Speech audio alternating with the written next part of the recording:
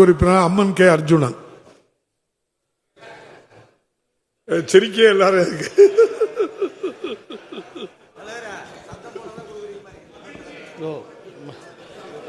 மாண்புமிகு பேரவைத் தலைவர் அவர்களே, கோவை வடக்கு தொகுதியில் இந்து அறநிலையத்துறையில் சார்பாக மகளிர் தொழில்நுட்ப பள்ளி பாலிடெக்னிக் அமைக்க முன் வருமா?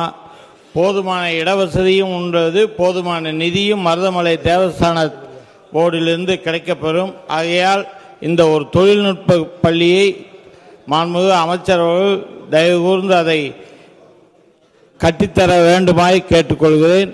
எம்எல்ஏ சட்டமன்ற நிதியிலிருந்து நிதி தர வேண்டும் என்றாலும் தருவதற்கு ரெடியாக இருக்கிறேன். மாண்புமிகு பேரவைத் தலைவர் வாயிலாக அறிய விரும்புகிறேன்.